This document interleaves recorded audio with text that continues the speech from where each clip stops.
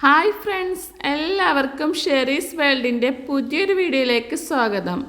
ഇന്ന് ഞാൻ നല്ലൊരു അടിപൊളി ബ്രേക്ക്ഫാസ്റ്റ് ആയിട്ടാണ് വന്നുള്ളത് കേട്ടോ. നിങ്ങൾക്ക് ഏകദേശം മനസ്സിലായില്ലേ, നല്ലൊരു മസാല ദോശ ആയിട്ടാണ് വന്നുള്ളത്. അപ്പോൾ നമുക്ക് വീഡിയോ കണ്ടാലോ? അതിനായിട്ട് ഞാനിതാ ഒരു കുക്കർ എടുത്ത് വെച്ചിട്ടുണ്ട് കേട്ടോ. നമുക്കിനി മസാല ഉണ്ടാക്കണ്ടേ, മസാല ദോശയ്ക്ക് വേണ്ടേ. അപ്പോൾ അത് ഞാൻ ഒരു മീഡിയം സൈസ് 2 ഉരുളൻകിഴങ്ങ് കട്ട് ചെയ്ത് വെച്ചിട്ടുണ്ട് കേട്ടോ. അതിട്ട് കൊടുക്കുന്നുണ്ട്. പിന്നെ ബാക്കി ഐറ്റംസ് എന്തൊക്കെയാണെന്ന് നോക്കാമല്ലേ. അപ്പോൾ എല്ലാവർക്കും എൻ്റെ വീഡിയോസൊക്കെ ഇഷ്ടമാവുകയാണെന്ന് വെച്ചാൽ ലൈക്ക് ചെയ്യാനും ഷെയർ ചെയ്യാനും സബ്സ്ക്രൈബ് ചെയ്യാനും മറക്കരുത് കേട്ടോ. കൂടെ ബെല്ലൈക്കൺ കൂടി ഒന്ന് അമർത്തിക്കോളൂ, എന്നാലാണ് ഞാൻ ഇടുന്ന പുതിയ പുതിയ വീഡിയോസൊക്കെ നിങ്ങൾക്ക് നോട്ടിഫിക്കേഷനായിട്ട് വരുള്ളൂ. അപ്പോൾ അത് ഞാനൊരു ക്യാരറ്റും കട്ട് ചെയ്ത് വെച്ചിരുന്നു കേട്ടോ, അതും കൂടി ഇട്ട് കൊടുക്കാൻ പോവുകയാണേ. പിന്നെ ഞാനൊരു മീഡിയം സൈസ് ബീട്രൂട്ട് കട്ട് ചെയ്ത് വെച്ചിരുന്നു കേട്ടോ, അതും കൂടി ഇട്ട് കൊടുക്കുന്നുണ്ട്. നമ്മൾ ബീട്രൂട്ടൊക്കെ ഇപ്പോൾ കുട്ടികൾക്ക് വെറുതെ തോരനൊക്കെ ഉണ്ടാക്കി കൊടുത്താലൊന്നും അവർ കഴിക്കില്ല. അങ്ങനെയൊക്കെ മസാലയിലൊക്കെ ഇട്ട് കൊടുത്താൽ അവർ കഴിക്കുമല്ലേ. പിന്നെ അതൊരു 4 പച്ചമുളകും കട്ട് ചെയ്ത് വെച്ചിട്ടുണ്ടായിരുന്നു കേട്ടോ, അത് ഇട്ട് കൊടുത്തു. പിന്നെ ആവശ്യത്തിന് വെള്ളം ഒഴിച്ചു കൊടുത്തു. പിന്നെ ഇത് ആവശ്യത്തിന് ഉപ്പ് ഇട്ട് കൊടുത്തിട്ടുണ്ട് കേട്ടോ. ഇനി നമുക്ക് കുറച്ച് മഞ്ഞൾപ്പൊടി ഇട്ട് കൊടുക്കണം കേട്ടോ. എന്നിട്ട് നമുക്കിതൊന്ന് കുക്കറിൽ വേവിച്ചെടുക്കാം കേട്ടോ. 1-2 ഫിസിലുകൊണ്ട് തന്നെ ഉരുളൻകിഴങ്ങൊക്കെ വെന്ത് കിട്ടും കേട്ടോ. അപ്പം നമ്മളെ ഇന്നത്തെ ബ്രേക്ക്ഫാസ്റ്റ് ഇതാണ് കേട്ടോ. അപ്പം നിങ്ങൾക്കും കൂടി ഒന്ന് ഷെയർ ചെയ്യാമെന്ന് വിചാരിച്ചു, അതുകൊണ്ടാണ് വീഡിയോ എടുത്തത് കേട്ടോ. പിന്നെ ആരെങ്കിലുമൊക്കെ വീഡിയോ സബ്സ്ക്രൈബ് ചെയ്യാതെ കാണുക വെച്ചാൽ പ്ലീസ് ഒന്ന് സബ്സ്ക്രൈബ് ചെയ്യൂ കേട്ടോ. പിന്നെ ഇത് ഞാൻ ഗ്യാസ് സ്റ്റവ് ഓണാക്കിയിട്ട് ഒരു കടായി വെച്ച് കൊടുത്തിട്ടുണ്ട്. അതിലേക്ക് ഞാനിതപ്പോൾ വെളിച്ചെണ്ണ ഒഴിച്ചു കൊടുത്തു. പിന്നെ ഇതാ ഒരു സ്പൂൺ കടുക് ഇട്ട് കൊടുത്തു കേട്ടോ. പിന്നെ 2 വറ്റൽമുളകും പൊട്ടിച്ചിട്ട് കൊടുത്തിട്ടുണ്ട് കേട്ടോ. ഇനി നമുക്ക് ഒരു തിരി പരിപ്പ് ഇട്ട് കൊടുക്കാം കേട്ടോ. പിന്നെ ഇതാ കുറച്ച് കറിവേപ്പില ഇട്ട് കൊടുത്ത്. അപ്പോൾ അതൊക്കെ ഒന്ന് പൊട്ടി സെറ്റായിട്ട് വരട്ടെ കേട്ടോ. അപ്പോൾ ഒക്കെ സെറ്റായി. പിന്നെ ഞാൻ കുറച്ച് ഇഞ്ചി ചതച്ചത് ഇട്ട് കൊടുത്തിട്ടുണ്ട് കേട്ടോ.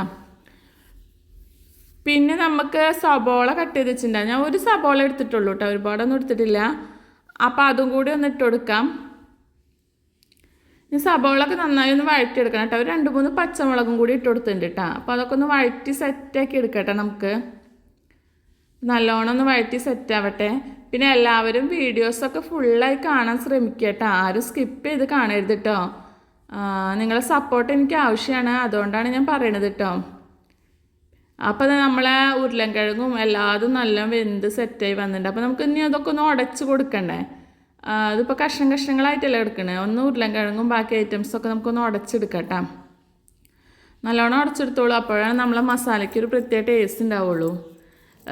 നിങ്ങളൊക്കെ എങ്ങനെ മസാല ദോശ ഉണ്ടാക്കുകയെന്ന് അറിയില്ല. അപ്പോൾ ഇതുപോലെ ഒന്ന് ഉണ്ടാക്കി വെക്കൂട്ടാ, നല്ലൊരു പ്രത്യേക ടേസ്റ്റ് തന്നെയാണ്. അപ്പോൾ നമ്മൾ മാവൊക്കെ പിന്നെ എല്ലാവർക്കും ദോശ മാവൊക്കെ കൂട്ടി വയ്ക്കാൻ അറിയില്ലേ.